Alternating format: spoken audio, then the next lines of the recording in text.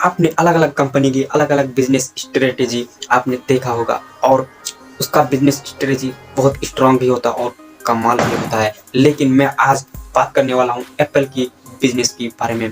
तो वो किस तरह से अपना बिजनेस करते हैं और लोगों से पैसा खींचते हैं और आपकी जेब को ढीली करती है।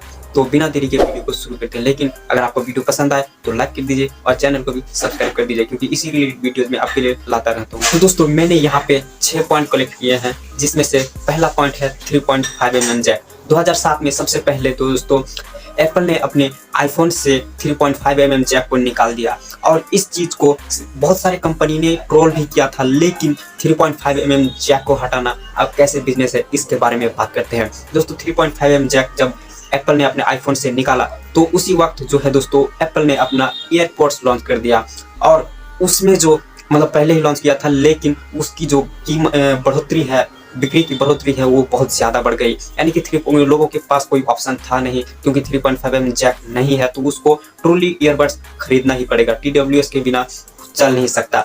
तो इसलिए दोस्तों ये सबसे पहला बिजनेस स्ट्रेटेजी एप्पल ने शुरू किया था। और दोस्तों आज जो है दोस्तों 30,000 से ऊपर लगभग देखा जाए तो हर एक फ़ोन में हमें 3.5mm जैक को देखने को नहीं मिलता है। तो एप्पल की दूसरी बिजनेस स्ट्रेटेजी को बताएं तो इकोसिस्टम। जी हाँ दोस्तों, इकोसिस्टम। अब आप ये कहेंगे कि भला एप्पल का इकोसिस्टम कैसे उसका बिजनेस स्ट्रेटेजी है। जी हाँ दोस्तों, मैं आपको समझाता हूँ। एप्पल का आईपैड लिया और फिर मेरे पास और एक विंडोज़ का लैपटॉप है या फिर कोई सी और कंपनी का है, तो विंडोज़ का ही चलता है, लेकिन मतलब अलग अलग कंपनी का पर विंडोज़ चलता है मोस्टली। लेकिन इकोसिस्टम है वो उसके प्रोडक्ट से बहुत ज़्यादा जल्दी कनेक्ट हो जाती है। लेकिन दोस्तों दूसरे सिस्टम से, यानी कि अगर आपके पास एप्पल का कोई सामान है और दूसरी कंपनी का आपके पास वैसा ही सामान है और उस चीज़ से आपको कनेक्ट करना है, तो फिर आपको कनेक्ट करने में बहुत ज़्यादा मुश्किल हो जाती है। इसीलिए दोस्तों अगर आपने एप्पल का एक चीज खरीद लिया तो आपको दूसरी चीज खरीदने पर मजबूर कर देती है। तीसरी पॉइंट की बात करें तो उसका लाइटनिंग पोर्ट। जी हाँ दोस्तों, अब तक आप सोच रहे होंगे कि आखिर लाइटनिंग पोर्ट कैसे।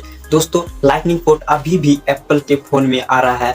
बहुत सारे केस हुए, बहुत सारे इश्यूज हुए एप्पल के साथ, लेकिन अभी भी एप्पल के जो आईफोन्स है उसमें लाइटनिंग पोर्ट ही देखने को मिलता है। लेकिन अगले साल जो अगला एप्पल का आईफोन निकलने वाला होगा तो उसमें शायद हमें टाइप सी पोर्ट देखने को मिल सकता है। लेकिन अब तक जो आता रहा है वो है दोस्तों लाइटनिंग पोर्ट उसका, और लाइटनिंग पोर्ट सबसे बड़ा उसका बिजनेस रहा है। लाइटनिंग पोर्ट कैसे, मतलब वो लाइटनिंग पोर्ट अगर रहेगा तो उसका ही आपको केबल इस्तेमाल करना पड़ेगा और उसका केबल इस्तेमाल करेंगे तो पैसा एप्पल के पास ही जाएगा। इसीलिए दोस्तों, और अगर वो टाइप सी पोर्ट के साथ जाते हैं तो टाइप सी पोर्ट के लिए लाइसेंस लेना पड़ेगा और लाइसेंस के लिए भी उनको पे करना पड़ेगा और उससे उसका बहुत नुकसान होगा। चौथा पॉइंट है दोस्तों सर्विस सेंटर। अब आप ये सोचेंगे कि आखिर सर्विस सेंटर से कोई कंपनी कैसे पैसा कमा सकती है, लेकिन मैं आपको बारीकी से समझाता हूँ। हर एक एप्पल के प्रोडक्ट में, यानी कि आईफोन में जो दोस्तों होता है उसमें ग्लास बैक होता है, और अगर आपका फोन गलती से भी ग्लास बैक टूट गया, पीछे का ग्लास बैक टूट गया और उसको आप उसके बाद उसमें कोई इश्यूज आते हैं तो आपको क्या कहेगा, उसका पहले आपको गिलास चेंज कराना पड़ेगा, तभी उसका सर्विस सेंटर आपको जो है उस फोन का इशू ठीक करके देगा। तो ये सबसे बड़ा उसकी कमाई है। हालांकि ये सारी चीजें दूसरी कंपनी भी करने लगी है, लेकिन सबसे पहले आईफोन ने ही ये बिजनेस स्ट्रेटेजी निकाली थी। पांचवा पॉइंट है एप्पल क्लॉथ। आखिर ये एक कपड़ा, एक छोटा सा कपड़ा से वो अपना बिजनेस इतना ज्यादा कर लेता है कि आप सोच भी नहीं सकते। वो एक छोटा कपड़ा, साफ करने वाला कपड़ा से वो इतना पैसा कमा लेता है कि आप अंदाजा भी नहीं लगा सकते हैं। 6 नंबर पॉइंट है दोस्तों, वो है चार्जर को रिमूव करना। दोस्तों आज के समय में जो भी जितने भी फ्लैगशिप फोन है उसमें हमें चार्जर देखने को नहीं मिलता है बॉक्स में, और ये सबसे पहले दोस्तों बिजनेस स्ट्रेटेजी निकाली थी एप्पल ने। एप्पल ने चार्जर निकाल के कैसे कमाया मैं आपको बताता हूँ।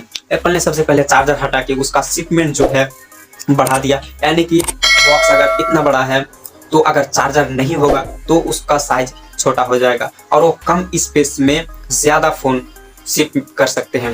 यानी कि इतने जगह में अगर 4 फोन का डब्बा आ सकता था तो इसी जगह में उसका अब 8-9 डब्बा जो है दोस्तों शिपमेंट कर सकता है। ये सबसे बड़ा बिजनेस स्ट्रेटेजी एप्पल का रहा है। और इससे दूसरा फायदा ये हुआ कि उसका चार्जर रिमूव कर दिया और वो चार्जर के लिए अलग से एक्स्ट्रा पैसा चार्ज करती है और इसका भी पैसा वो आपके जेब से ही लेता है। तो ये सबसे बड़ा उसका बिजनेस स्ट्रेटेजी है।